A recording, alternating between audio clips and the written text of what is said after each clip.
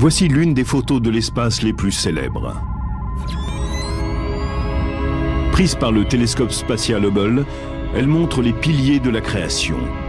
D'imposantes colonnes de gaz et de poussière, mesurant 7 années-lumière de long. Mais aussi longues qu'elles soient, ces colonnes ne sont qu'une infime partie de l'immense nurserie stellaire qu'est la nébuleuse de l'Aigle, à 6500 années-lumière de la Terre. Des nébuleuses de toutes sortes sont dispersées un peu partout parmi les étoiles. Elles font partie des éléments les plus spectaculaires de notre galaxie, comme de n'importe quelle autre. Les nébuleuses sont magnifiques. Elles sont toutes vraiment impressionnantes.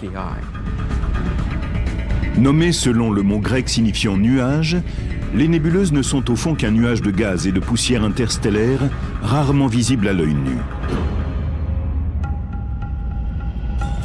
Mais grâce aux télescopes terrestres et spatiaux, leur beauté peut enfin nous être révélée. Elles brillent, reflètent ou obscurcissent la lumière de la galaxie. Il est des régions de l'espace où sont nées des étoiles, où elles meurent, et où les explosions brisent la structure de l'espace-temps. Les nébuleuses ont des formes fantastiques, comme les nuages dans le ciel d'été. Elles évoquent souvent des images qui nous sont familières. Des fleurs, des insectes ou des personnages. Lorsque quelqu'un regarde une nébuleuse, c'est comme dans un test de Rorschach. Il y voit des choses. Les nébuleuses sont enregistrées sous des numéros dans les catalogues astronomiques, mais beaucoup possèdent également un nom inspiré par leur position ou leur forme. Il est facile de voir pourquoi on appelle celle-ci la nébuleuse du papillon, ou celle-là la nébuleuse de la tête de cheval. Et la liste continue. La nébuleuse d'Orion, la nébuleuse de la tête de fantôme, la nébuleuse Stingray, la nébuleuse de l'hélice, de l'œil du chat, nord-américaine, la nébuleuse du pélican. Leurs formes étonnantes en font l'attraction touristique de la galaxie. Admettons que vous soyez en famille dans une soucoupe volante et que vous parcouriez la Voie lactée à la recherche d'un endroit où vous arrêtez, vous irez sur une nébuleuse.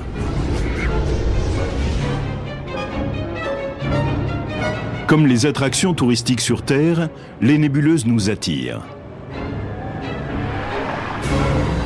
Ça fait une trotte.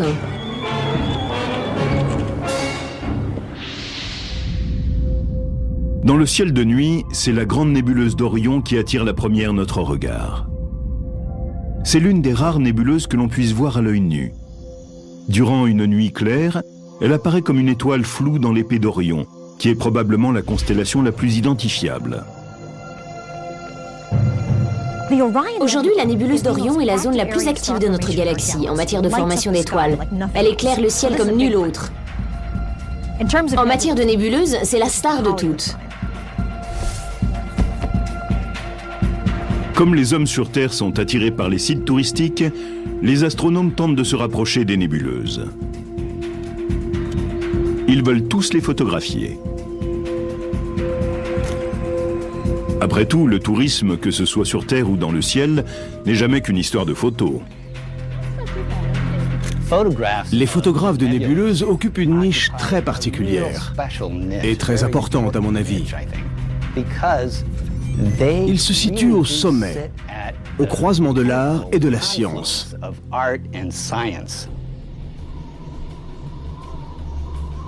Pour obtenir de bonnes images d'une nébuleuse, il ne s'agit pas uniquement d'une question de point et de déclenchement. Dans les montagnes au nord de San Diego, un groupe d'astronomes amateurs suit une route particulièrement rude dans l'espoir de trouver des nébuleuses et de prendre de superbes photos. Ce long chemin pour arriver jusqu'ici en vaut toujours la peine. Une nuit sous les étoiles, même si je ne prends aucune image, ça vaut le coup. Ça me permet quand même de voir ce que je ne peux apercevoir de chez moi. Avec un équipement aussi sophistiqué, ces enthousiastes ne se contentent pas de prendre des photos. Ici, il s'agit véritablement d'imagerie. Et leurs proies préférées sont les nébuleuses. Pouvoir simplement les regarder et imaginer ce qui se passe dans ce nuage de gaz, apercevoir l'endroit où se forment les étoiles, c'est une expérience sensorielle incroyable. Pour compléter leur télescope portable, ce groupe a construit un complexe d'observatoires permanent. À l'intérieur de cette structure qui abrite leur grand télescope, l'astrophotographe Alan Smallbone fixe sur l'objectif un appareil spécifique. Il se prépare à faire des images d'Orion. C'est un objet qui me pose un véritable défi car il y a des zones très lumineuses, des zones très brillantes et des zones très sombres. C'est très difficile à photographier avec précision. Les appareils numériques des astrophotographes actuels imitent la vision des couleurs qu'a l'œil humain. Il y a 3 types de cônes sur la rétine. Ils sont sensibles soit à la lumière bleue, soit à la lumière verte, soit à la rouge. C'est pourquoi on appelle celles-ci les couleurs primaires. Mais la rétine d'un appareil d'astrophoto est une puce informatique, sensible uniquement au noir et au blanc.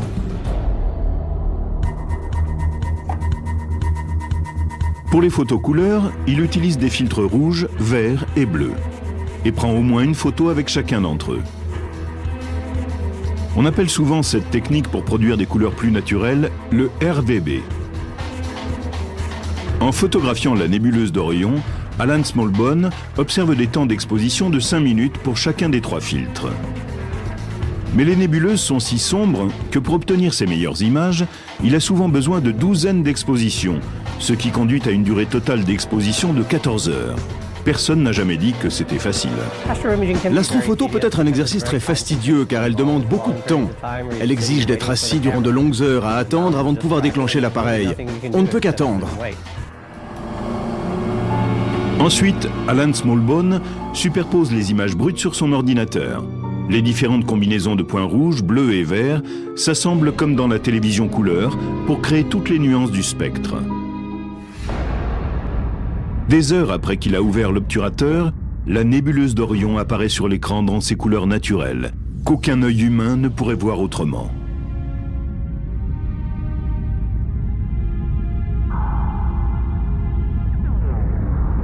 Les images saisissantes de ces nébuleuses montrent la raison essentielle pour laquelle l'astrophoto est une nécessité dans ce domaine. La combinaison du télescope et de l'appareil photo permet de voir des détails dans la structure de la nébuleuse qu'on ne peut apercevoir à l'œil nu. Ils sont tellement légers et troubles. La grande nébuleuse d'Orion mérite toute notre attention. À 15 années-lumière de la Terre, c'est un nuage massif principalement constitué d'hydrogène. C'est l'exemple parfait d'une nébuleuse où se forment des étoiles. C'est le berceau de la plupart des grandes étoiles nées dans notre galaxie et l'exemple de ce processus de création le plus proche de nous. Ainsi, lorsque l'on regarde la grande nébuleuse d'Orion, on observe des étoiles en train de naître. Sur les milliers de jeunes étoiles de la nébuleuse d'Orion, 4 d'entre elles dominent. Ce sont les angles d'un amas appelé le trapèze, en raison de sa forme.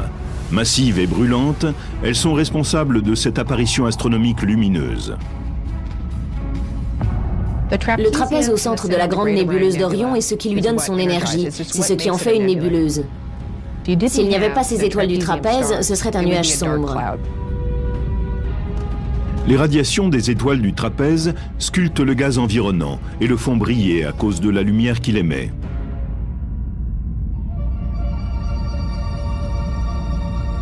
Que serait-ce de voler à travers la nébuleuse d'Orion dans un vaisseau spatial?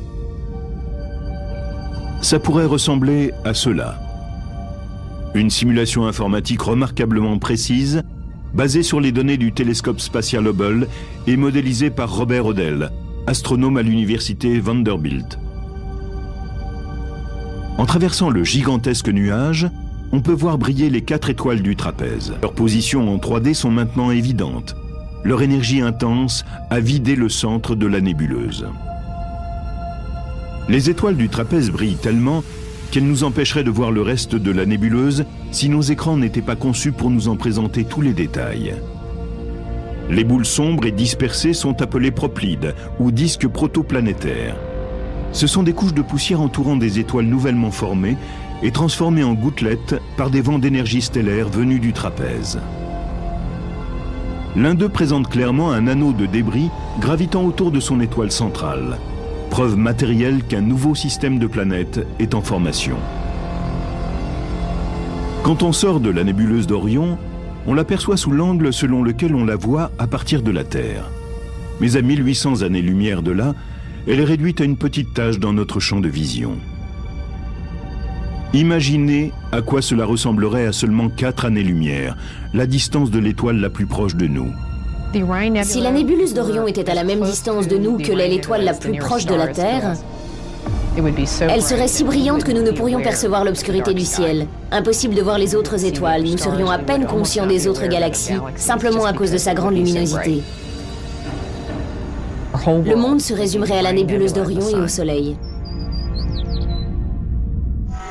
Par chance, nous vivons en un point de la galaxie où nos télescopes et nos appareils photo peuvent scruter les cieux pour dénicher les joyaux que sont les nébuleuses. Il en existe 5 types principaux. Les nébuleuses comme Orion, où se forment les étoiles, sont appelées des nébuleuses H2. Ici, l'hydrogène léger est activé par la chaleur des étoiles et émet de la lumière. Ensuite, il y a les nébuleuses par réflexion, où les étoiles lumineuses ont dispersé les gaz environnants, laissant la poussière refléter la lumière stellaire. Les nébuleuses planétaires naissent durant le lent processus de mort des étoiles ordinaires. Elles forment, à travers la galaxie, l'un des plus fascinants assemblages de formes et de couleurs. Les rémanents de supernovas sont constitués à partir de la matière éjectée lors de l'explosion d'une étoile massive en supernova. Et puis, il y a les nébuleuses obscures, des nuages de poussière et de gaz interstellaires. On les voit généralement comme les ombres chinoises des nébuleuses brillantes qui se trouvent derrière elles. Le moment venu, des étoiles naîtront en leur sein. Mais l'origine véritable des nuages d'étoiles de gaz et de poussière de la galaxie est un phénomène des plus curieux. L'énigme que posent les nébuleuses qui surgissent du mystérieux milieu interstellaire, c'est comment peuvent-elles se former à partir de quasiment rien du tout? L'espace et son immense vide recèlent plus que ce que nous voyons. Le milieu interstellaire neutre, ou ISM, remplit la distance entre le Soleil et tous ses voisins galactiques. Quand nous réfléchissons à cette obscurité entre les étoiles, nous pensons parfois qu'il n'y a rien d'autre que le vide spatial. Mais en fait, même ce que nous appelons le vide spatial est rempli de poussière et de gaz. C'est vrai que ceux-ci sont assez rares. Jusqu'à quel point? Probablement davantage encore que dans le plus grand vide que l'on puisse créer sur Terre. Les particules du milieu interstellaire sont constituées de 90% d'hydrogène et 10% d'hélium. On y trouve également des traces d'autres éléments et d'infimes poussières. L'existence du gaz et de la poussière est évidente lorsqu'on regarde la Voie lactée. Dans la bande d'étoiles qui se trouve en lisière de la vision que nous avons de notre galaxie depuis la Terre, les espaces sombres semblent vides. Mais en réalité, c'est tout le contraire. Ces espaces ne sont pas dépourvus d'étoiles. En fait, il y a de la poussière entre nous et les étoiles lointaines et cela bloque la lumière. Nous ne les voyons qu'en ombre chinoise. Les sombres couloirs de gaz et de poussière nous montrent où le milieu interstellaire se rassemble pour former les nébuleuses dans leur stade premier. Nous voyons ces nébuleuses obscures comme des ombres sur l'arrière-plan étoilé. La nébuleuse du Serpent est à 650 années-lumière et elle est large d'environ 3 années-lumière. Il y a encore plus sombre, Barnard 68, qui porte le nom d'Edward Emerson Barnard, l'astronome qui l'a découverte. Les nébuleuses de ce type sont assez profondes pour cacher la lumière des étoiles, mais les gaz et les poussières qu'elles contiennent sont très légers, jusqu'à ce que l'œuvre de la gravitation ne s'accélère. La gravitation est une force d'attraction. Par conséquent, des amas de gaz, quelle que soit leur rareté, sont attirés par la force de gravitation pour obtenir un amas de matériaux nucléaires qui va se condenser sous forme d'étoiles. Quand la gravitation commence à comprimer les gaz, la température augmente jusqu'à atteindre celle des étoiles. les nouvelles étoiles naissent, éclairant ce qui les entoure d'une lumière colorée. Les nébuleuses sombres qui restent se détachent par contraste. Comme pour les nébuleuses brillantes, leurs formes sont à l'origine de leur nom. La nébuleuse de la trompe d'éléphant, la nébuleuse du cône et la nébuleuse de la flamme, dans laquelle des zones sombres et lumineuses créent l'une des images les plus théâtrales que nous offre le ciel. Les couleurs éclatantes des zones où se forment les étoiles viennent des gaz nébulaires qui sont excités par des radiations invisibles d'ultraviolet en provenance de nouvelles étoiles voisines chaudes. La lumière ultraviolette de ces étoiles arrache sur leur passage les électrons de gaz. Ces électrons flottent durant des jours ou des semaines, puis ils trouvent finalement un proton nu ou un autre noyau chargé positivement, entrent en orbite avec lui et émettent alors de la lumière.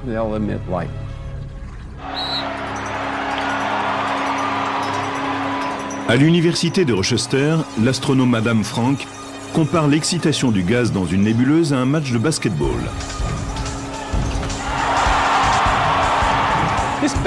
Le basketball est une très bonne comparaison, bien que terrestre, pour comprendre ce qui se passe dans une nébuleuse.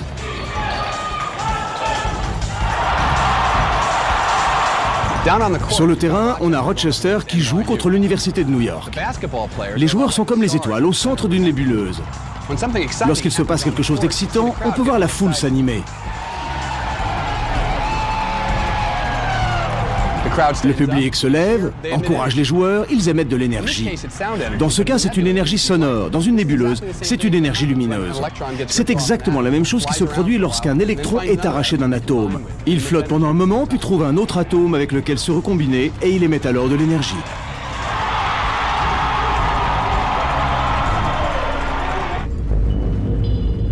Quand de nouvelles étoiles naissent dans des nébuleuses, elles relâchent parfois des jets spectaculaires. Celui-ci est long de 5 milliards de kilomètres.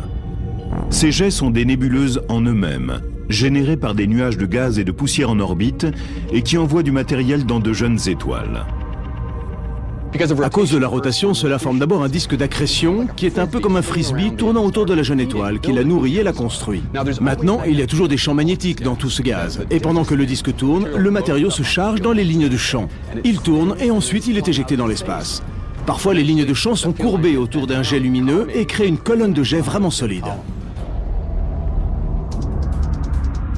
À côté des jets stellaires, les nébuleuses galactiques produisent une grande variété de bulles, d'ondes de choc, de piliers et même de montagnes. On les appelle les montagnes de la création. C'est une nébuleuse souvent comparée aux célèbres piliers de la création, mais en fait, elles sont 10 fois plus grandes. Elles mesurent 70 années-lumière de large. Mais cette image, prise en lumière visible, montre qu'elles sont subtiles en apparence. Mais voyons ce qui se passe quand nous regardons l'image prise par le télescope spatial Spitzer, qui les voit avec une lumière infrarouge.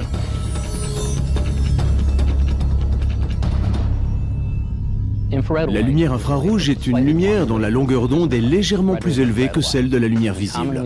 Elle est émise par des objets qui sont chauds mais pas très brûlants, comme nous par exemple. Étant donné que la lumière infrarouge est émise par tout ce qui est chaud, on l'utilise souvent pour détecter la chaleur. Grâce à des appareils sophistiqués, chaque température est détectée comme une couleur infrarouge que nous ne pouvons pas voir. Ensuite, tout cela est transposé en couleur visible que nous pouvons voir.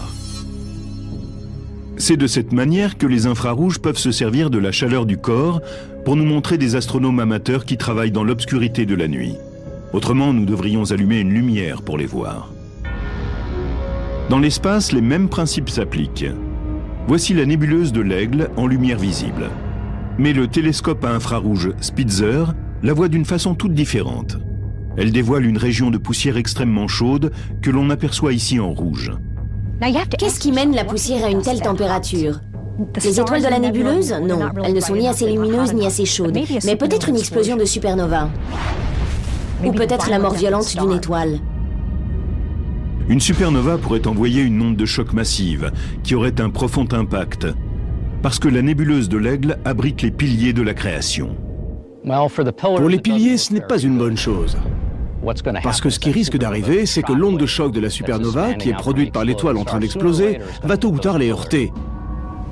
Et quand elle les atteindra, elle va les pulvériser et ils seront détruits. Ensuite, elle laissera les étoiles qui forment les piliers derrière elle. Mais tout ce gaz et cette poussière et ces formes magnifiques semblables à des piliers disparaîtront simplement. La lumière infrarouge qui dévoile le destin des célèbres piliers n'est qu'un des outils dont disposent les astronomes. Mais les nébuleuses peuvent être vues par quantité de moyens lumineux, qui soulèvent les voiles qui garderaient autrement leur secret dissimulé à jamais.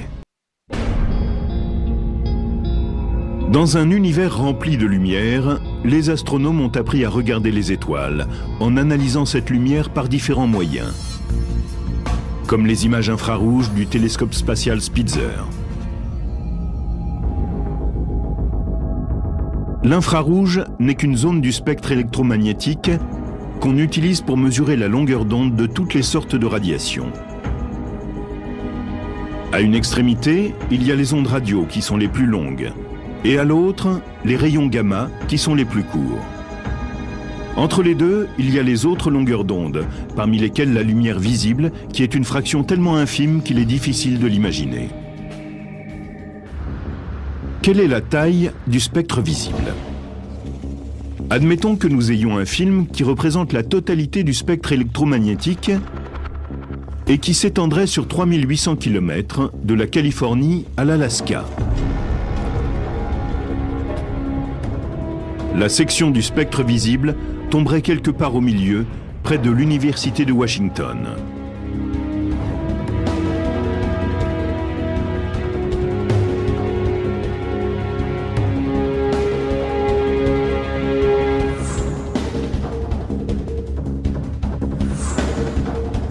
Ce photogramme représente la totalité du spectre visible. Il fait partie d'une bande de 3000 km de long et c'est tout ce que l'être humain est capable de voir. L'importance de ce photogramme, c'est que les étoiles émettent presque toute leur lumière dans cette partie du spectre. Et même si la lumière est visible, elle contient malgré tout des outils cachés qui nous aident à explorer les nébuleuses, par des moyens dont nos yeux ne disposent pas. Le secret en est dans le spectre même. La lumière visible dans cette lampe vient du gaz d'hydrogène, qui, excité par l'électricité, forme un plasma brillant, semblable à ce qui se passe dans une nébuleuse. En regardant la lampe à travers une grille de diffraction, nous pouvons disperser la lumière en 3 lignes proches du spectre, une empreinte virtuelle unique de lumière pour l'hydrogène seul. Dans le spectre, on voit 3 images. L'une est rouge, l'autre est bleu clair et la troisième bleu foncé. Ce modèle de longueur d'onde n'appartient qu'à l'hydrogène. Et il n'y a aucun moyen de confondre l'hydrogène dans le spectre d'une nébuleuse avec un autre élément. C'est comme la foule dans notre partie de basket.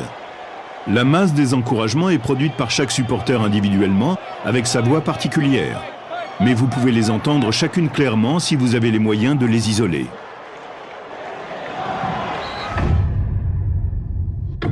Isoler les lignes spectrales particulières de chaque élément à l'intérieur d'une nébuleuse a permis aux astronomes de créer des images qui font vraiment d'elles les attractions touristiques de notre galaxie. En utilisant ce qu'on appelle les filtres à bande étroite, qui correspondent aux lignes isolées, les astronomes nous ont montré une autre façon de voir les choses que nous ne pouvons voir par nous-mêmes. Quand le télescope Hubble a photographié les piliers de la création, il a utilisé un filtre pour isoler la ligne rouge la plus lumineuse de l'hydrogène, un autre pour isoler la ligne encore plus rouge du soufre, et un troisième pour capturer la ligne bleu-vert de l'oxygène. Le spécialiste de l'image Zoltan Levay assemble tout cela pour composer une image qui révèle davantage que la somme des éléments. En prenant des images d'une nébuleuse à travers un filtre qui isole la lumière d'un élément particulier, nous voyons comment cet élément est distribué à travers la nébuleuse. Mais plus largement, nous voyons comment les conditions physiques varient dans cette nébuleuse. Si les véritables couleurs de l'hydrogène, de l'oxygène et du soufre étaient combinées, les images des piliers ressembleraient à quelque chose comme cela. Mais l'équipe Hubble transpose chaque élément en une des couleurs primaires de la lumière. Le bleu-vert de l'oxygène est assimilé au bleu, le rouge de l'hydrogène au vert. Et le soufre, semblable à l'hydrogène sur le plan de la couleur, est assimilé au rouge. Parfois appelée fausse couleur, l'image est une meilleure vision de la réalité matérielle. Je parlerai de couleurs représentatives. De la façon dont nous avons construit cette image, les couleurs peuvent ne pas apparaître semblables aux couleurs que nous verrions si nous regardions cela simplement avec nos yeux ou à travers un télescope. Mais elles représentent les processus physiques qui sont à l'œuvre. Les filtres hydrogène-oxygène-soufre combinés de cette façon sont connus sous le nom de palette Hubble et sont largement utilisés pour photographier toutes sortes de nébuleuses. Cela nous montre non seulement le chaos de couleurs des nébuleuses, mais aussi les images étonnantes des lieux où meurent les étoiles.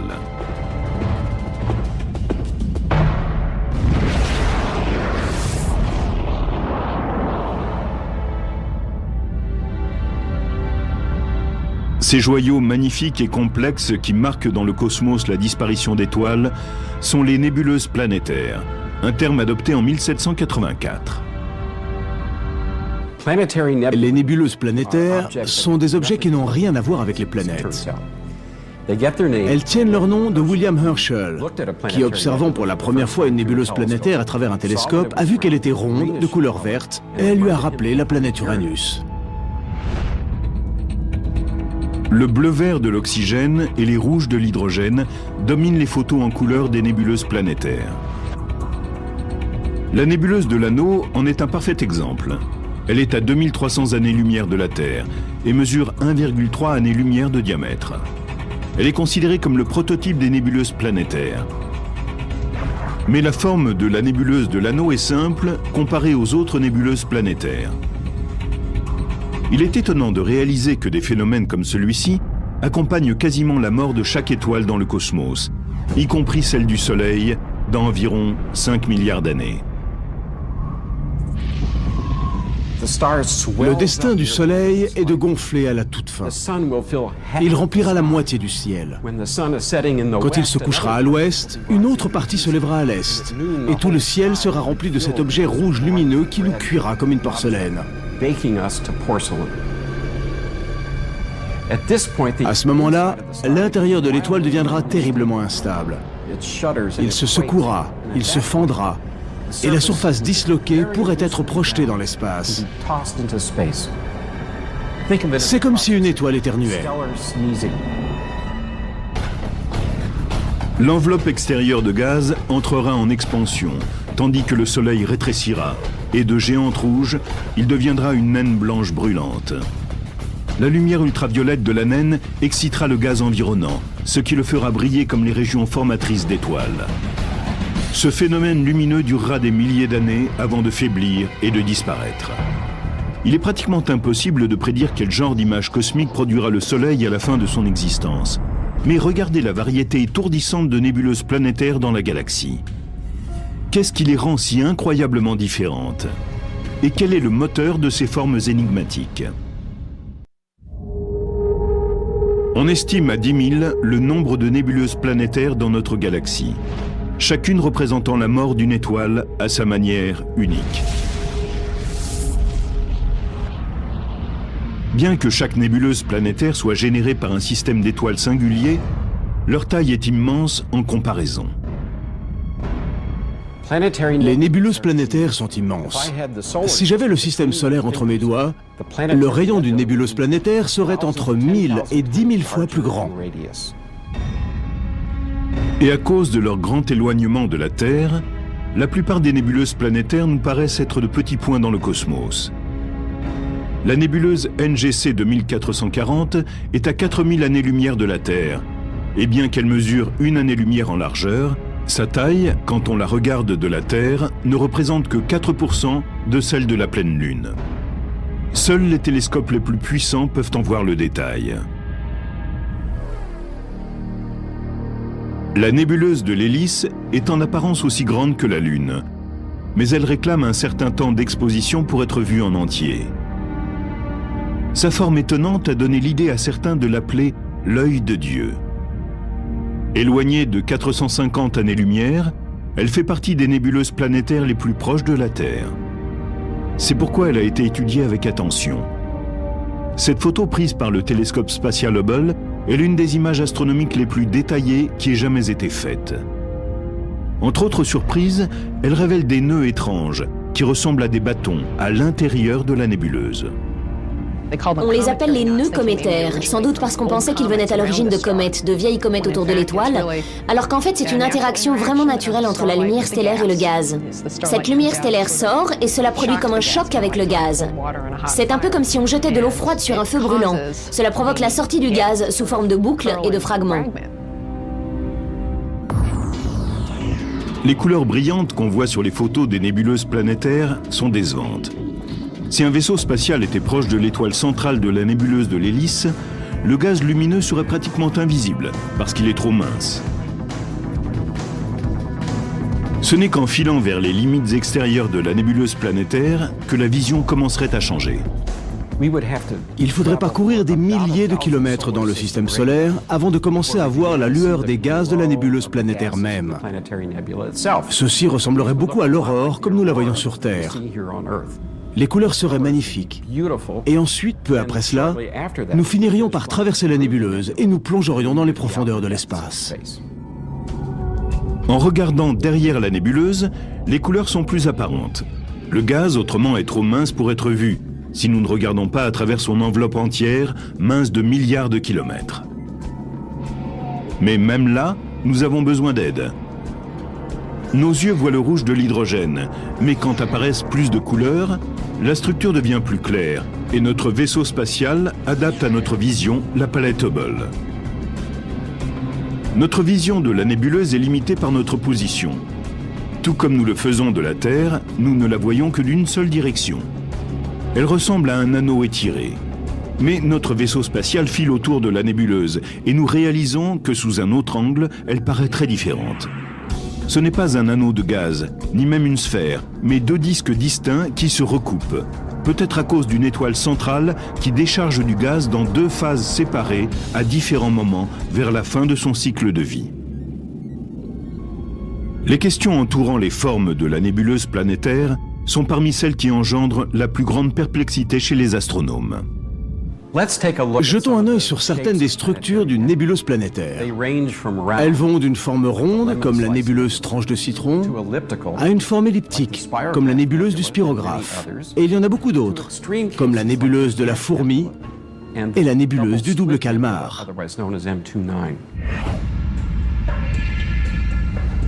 Étant donné qu'une étoile commence comme une sphère, on pourrait s'attendre à ce que, dans son dernier souffle, elle produise une nébuleuse planétaire sphérique. Mais en fait, seulement 10% des nébuleuses planétaires ont cette structure.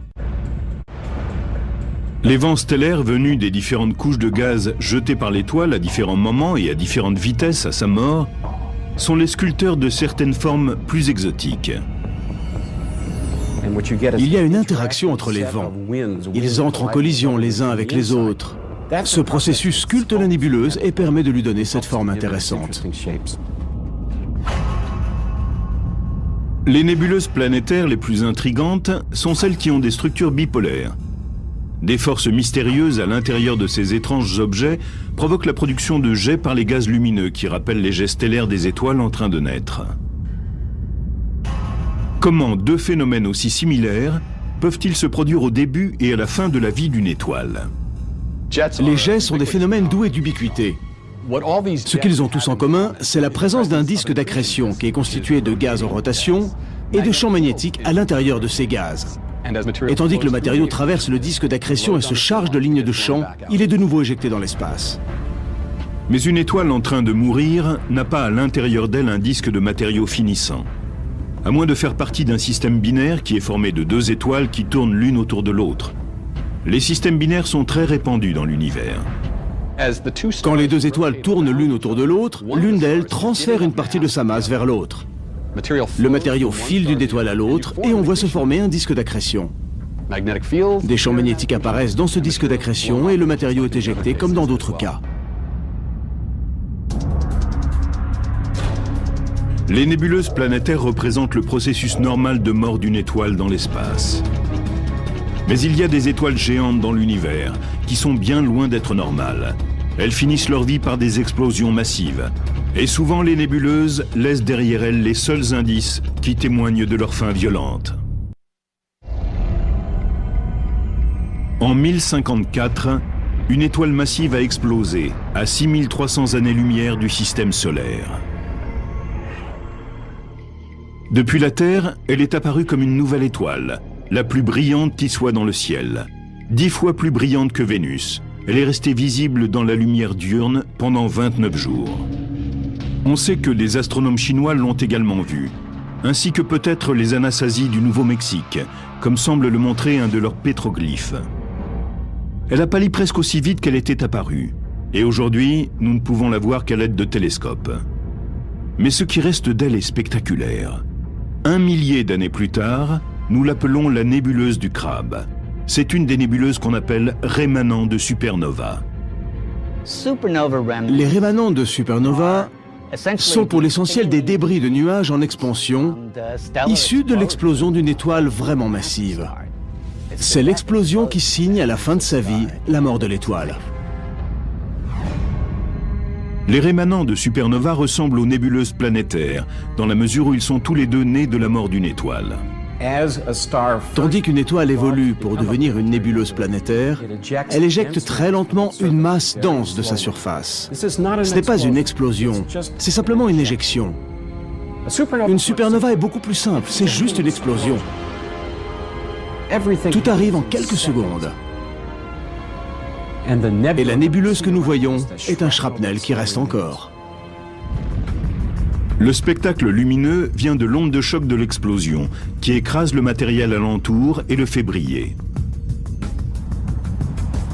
Ce principe a été illustré de façon spectaculaire lorsqu'en 2004, le télescope Hubble a capté cette onde de choc en train de frapper un anneau de gaz dans le rémanent d'une supernova qui avait explosé à 160 000 années-lumière en 1987. Plus proche de nous, la nébuleuse du Crabe reste la plus célèbre de tous les rémanents de supernova.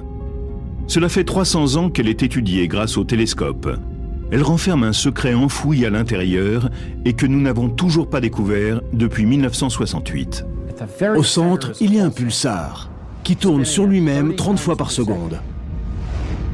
Un pulsar est une étoile à neutrons tournoyante, tellement dense qu'une cuillère à thé en pèserait 1 milliard de tonnes. Celui qui est à l'intérieur de la nébuleuse du Crabe est large de 27 km et pèse plus lourd que notre Soleil. Il tournoie vite, mais en perdant son énergie, il ralentit graduellement. L'énergie de sa rotation se transforme en gaz. Et en fait, la plus grande partie de la radiation dans cette nébuleuse est amplifiée par le ralentissement du pulsar. On voit cette radiation comme l'étrange lueur bleue au centre de la nébuleuse du Crabe. Elle est générée par des électrons qui se déplacent quasiment à la vitesse de la lumière à travers les champs magnétiques du pulsar. Mais il y a plus que cette lueur bleue. Des photos spatiales récentes révèlent que des champs magnétiques secouent le centre de la nébuleuse. On voit de petites ondulations émaner du pulsar. Ce n'est pas une fausse idée de penser qu'un champ magnétique est un ruban étiré. Et quand on le pince, on cause une perturbation qui fait son chemin ensuite. Voilà ce qui se passe d'une façon ou d'une autre.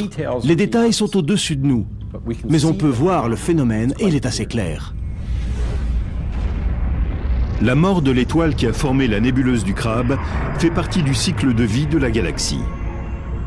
Le gaz, expulsé dans l'espace et devenu rémanent de supernova ou nébuleuse planétaire, retourne au milieu interstellaire, où il devient un matériau brut pour les générations futures d'étoiles.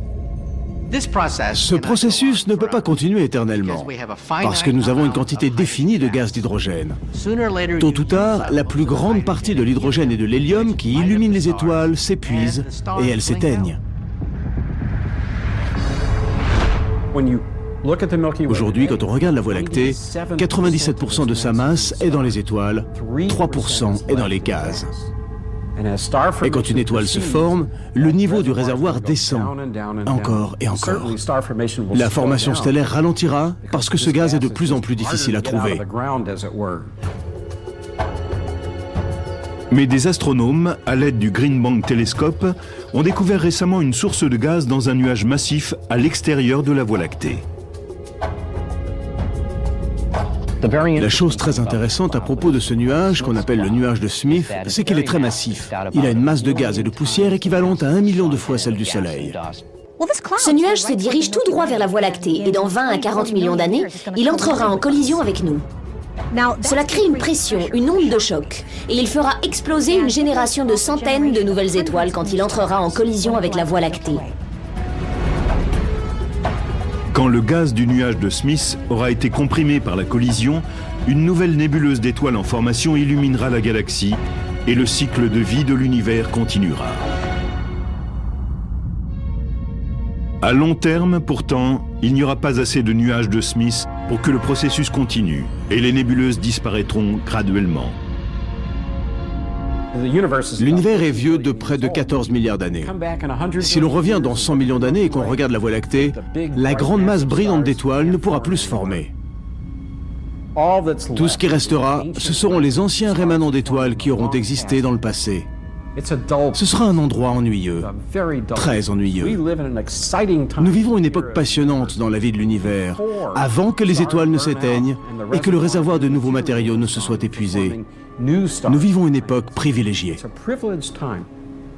Une époque où le ciel est toujours rempli avec des choses comme la nébuleuse du Grand Orion, les piliers de la création et l'œil de Dieu. Chacune est une petite merveille de la nature dans la grande expansion de l'univers.